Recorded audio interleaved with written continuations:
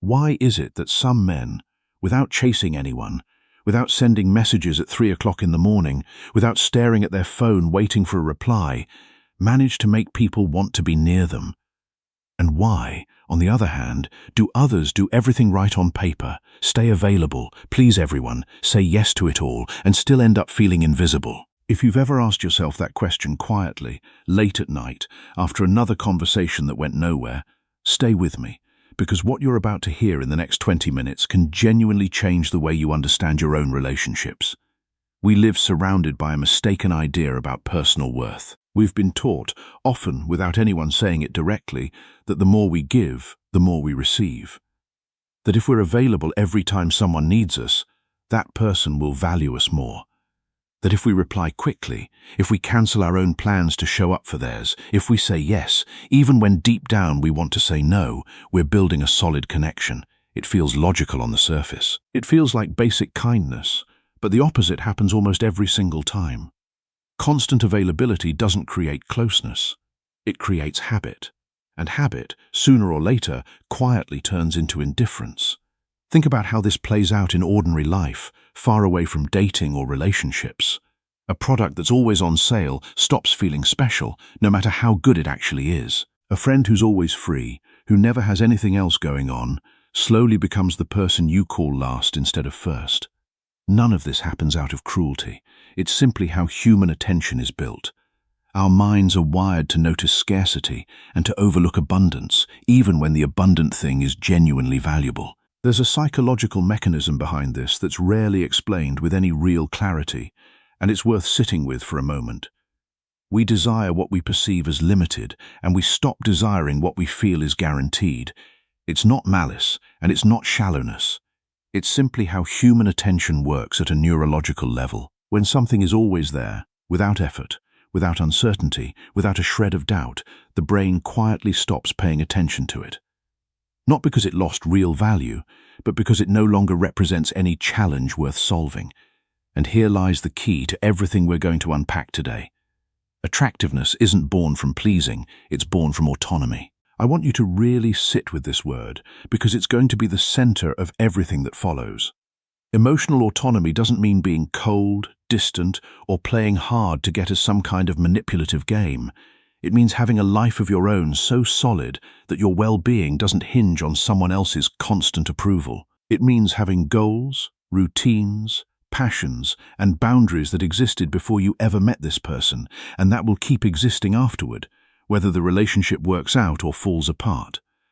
The man who's truly attractive isn't the one chasing validation from one text message to the next. He's the one who already feels complete on his own terms, and that completeness, without a single word being said, simply shows in the room.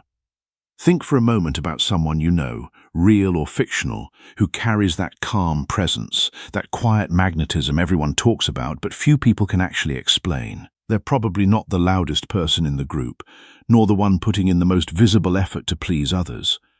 There's someone who seems genuinely fine being alone, who has their own projects running in the background of their life, who doesn't need outside recognition to feel grounded. That inner security is, quite literally, the most powerful magnet that exists in human dynamics, far stronger than charm, looks, or money, although people often mistake it for those things. Let's break this down into 5 concrete ideas. 5 pillars that hold up this kind of presence. And I want you to pay close attention because each one carries a piece of psychological logic behind it that you've probably never had explained to you quite this way before. The first pillar is challenge. I'm not talking about playing silly mind games or treating anyone badly. That has absolutely nothing to do with what we're discussing here. I'm talking about something far more subtle. The ability to not be completely predictable. When someone knows, without a shadow of doubt, that you'll always be available, that you'll say yes to any plan, no matter how last minute, that you'll put their needs above your own every single time, they stop feeling any curiosity toward you. Curiosity needs a space that isn't fully occupied. It needs unanswered questions to survive. Keeping your own plans, your own priorities, not as a calculated strategy, but as a genuine way of living your life, keeps a quiet question alive in the other person's mind. What are they doing right now? What actually matters to them? What place do I really hold in their world? That unanswered question, paradoxically, is what sustains interest over the long run. When you please without any limit, you erase the question entirely. And without a question, there's no tension. And without tension, there's no real desire, only comfort. And comfort alone has never been enough to keep anyone fascinated. This is why the man who is always available, always agreeable, always ready to drop everything for someone else, often finds himself wondering why people don't seem to value him as much as he values them. He's given everything, but in giving everything, he's removed every reason for anyone to wonder about him. And when there's nothing to wonder about, there's nothing to chase. The human mind is wired to pursue what feels just out of reach. Not because we're cruel, but because the anticipation of discovery is one of the most powerful drivers of attention we possess. When you make yourself completely known, completely predictable, completely available, you remove that anticipation entirely. And without anticipation, attention slowly fades. The second pillar has a technical name borrowed from social psychology. It's called pre-selection, although the concept itself is much simpler than the term suggests. People don't judge someone's worth only by what that person says about themselves. They also judge it, often more than anything else, by how that person is treated by the people around them. If you walk into a room and it's obvious you have healthy relationships, that people genuinely respect you, that you hold a certain place of importance within your social circle, that your life carries real substance behind it, that context speaks for you before you ever open your mouth. This isn't about faking a status you don't actually have, and it's definitely not about surrounding yourself with people purely for show. It's about honestly building a life that carries its own weight. Quality relationships built over years, well looked after physical and mental health, interests you're genuinely passionate about rather than performing. A reputation earned slowly through consistency rather than claimed through words. When that foundation exists, your worth gets perceived naturally, almost effortlessly, with no need to advertise it. Pre-selection works because it bypasses the need for you to convince anyone of your value. The evidence is already visible in how others interact with you. When people see that others respect you, that others enjoy your company, that others seek you out, they unconsciously assume there must be something worthwhile there. It's not about jealousy or competition. It's about the simple human tendency to trust the judgment of the group. If others value you, there must be a reason. And that reason is often more compelling than anything you could say about yourself. The third pillar is emotional intelligence, and here I want to slow down for a moment because there's a significant misunderstanding around this concept within a lot of modern masculinity culture. Many people confuse emotional strength with the complete absence of emotion, and that confusion ends up quietly destroying relationships instead of strengthening them. True stability doesn't mean not feeling things deeply. It means not being swept away or controlled by what you feel in any given moment. A man with real emotional intelligence knows how to listen without jumping in to interrupt, knows how to hold a difficult conversation without losing his composure halfway through, knows how to recognize when something affects him without turning that reaction into a drama that spreads to everyone standing nearby. That kind of stability turns a person into what psychologists sometimes casually call a safe haven. Someone you can lower your guard around because, on some instinctive level, that they won't overreact to every small setback life throws at them. That underlying sense of safety, interestingly enough, is one of the most underrated components of real attractiveness. The kind that actually lasts, not the kind that burns brightly for one date and then quietly fades. When a woman feels emotionally safe with you, she can relax. She doesn't have to walk on eggshells. She doesn't have to worry about your reaction to her feelings. She knows that even when things get difficult, you'll remain steady. And that steadiness is profoundly attractive because it offers something that is increasingly rare in the modern world, a sense of genuine stability. The fourth pillar is mystery. And I want to be especially clear about this one because it tends to get misunderstood more than any of the others. I'm not talking about lying, hiding relevant information, or playing games with anyone's trust. I'm talking about something much simpler and much more human than that. Sharing your entire life story, every old wound, every private fear in the very first conversations doesn't create instant closeness the way people assume it will. It actually creates overexposure. Vulnerability is powerful, it's necessary, it's a genuinely essential part of any real bond between two people. but it behaves like a currency that loses its value when handed over all at once and gains value when it's earned gradually over time through trust that's actually been built brick by brick. Letting someone discover the different layers of who you are progressively isn't some kind of manipulation tactic. It's simply respect for the natural rhythm of getting to know another human being. When everything gets revealed all at once, there's nothing left to discover. And whatever has nothing left to discover quietly stops generating any real interest. Think about the people you find most fascinating in your life. Are they the ones who told you everything about themselves within the first hour of meeting you? Or are they the ones who revealed themselves slowly, who surprised you over time, who kept you curious? The answer is almost always the latter. Mystery doesn't mean being secretive or withholding. It means allowing the other person the pleasure of discovering you gradually. It means trusting that who you are is worth the time it takes to uncover. And that trust, paradoxically, is what makes the discovery so rewarding. The fifth and final pillar is leadership, understood here not as authority over other people, but as clear direction over yourself. It means making decisions with genuine clarity, without needing to poll 20 different opinions before you're willing to move forward.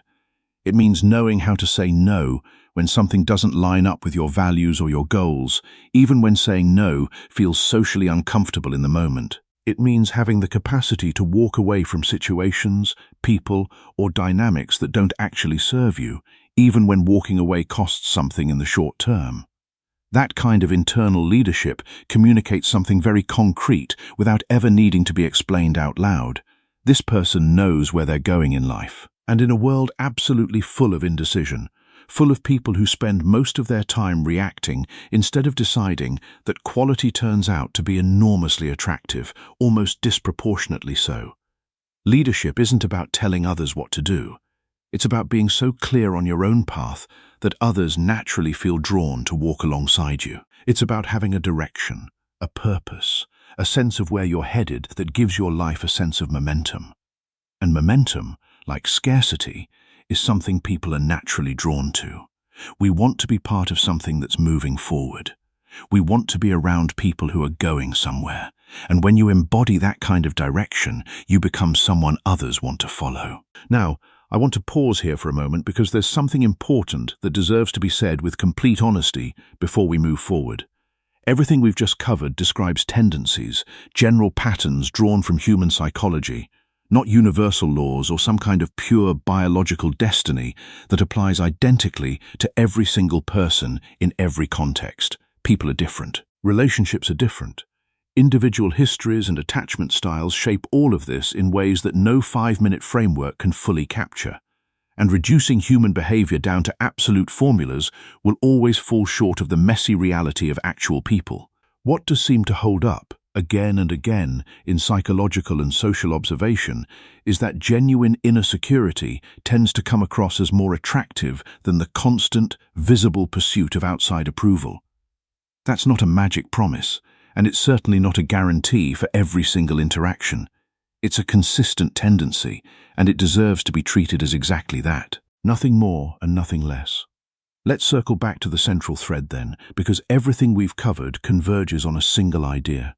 If you've spent years trying to please more, to be more available, to say yes more often than feels comfortable, and despite all of that effort, you feel that other people's interest in you isn't growing, but actually wearing thin over time. The problem was probably never the amount of effort you were putting in. It was the direction that effort was pointed in. This isn't about giving less as some kind of calculated strategy. It's about giving from a place of personal fullness instead of giving from a place of needing to be accepted. The difference between those two things is subtle on the surface, almost invisible from the outside, but it feels completely different from the other person's side of the interaction. When you give from fullness, you're not keeping score. You're not waiting for something in return. You're simply sharing what you have because you have enough. When you give from need, there's always a quiet expectation attached. A hope that your generosity will be noticed, that it will be reciprocated, that it will finally earn you the approval you're seeking. That expectation, even if you never say it aloud, is felt by the other person. It creates a subtle pressure, a sense that your kindness comes with strings attached. And that pressure, over time, becomes exhausting to be around.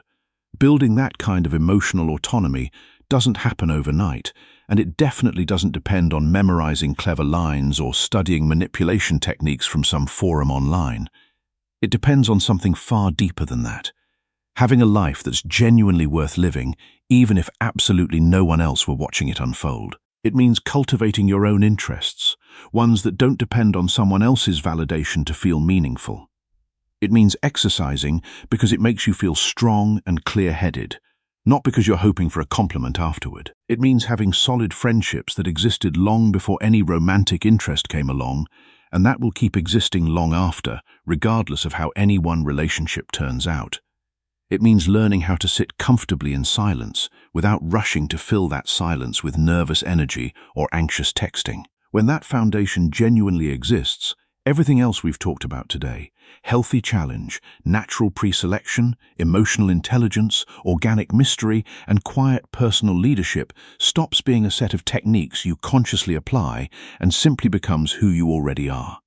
And here I want to be completely honest with you about one more thing before we wrap up. None of this works if it turns into a mask, into a character you perform purely to get a specific outcome from someone else. People can sense the difference, even when they can't always put that feeling into precise words, between someone faking confidence and someone who actually possesses it. Authenticity simply can't be sustained as a long-term performance. Sooner or later, the cracks start to show through, usually at the exact moment it matters most. That's exactly why the real work here isn't learning how to appear secure in front of other people. It's committing quietly and consistently, day after day, to building a life in which you genuinely are secure, with or without an audience watching. If you've made it this far, you've already taken a step that most people never bother to take, which is stopping for 20 real minutes to actually think about how you relate to the people around you, instead of continuing to repeat the same automatic patterns without ever once questioning them. The question I want to leave you with, to carry with you long after this video ends, is a simple one. In your current relationships right now today, are you giving from a place of fullness, or are you giving from a need to be accepted? That single answer, more than any clever technique or piece of advice you could possibly pick up online, is what's actually going to make the difference in how you relate to people from this point forward. If you made it to the end of this video, comment "I've arrived" and I'll personally reply. And if it resonated with you, subscribe to become a part of it, and like the video if you enjoyed it.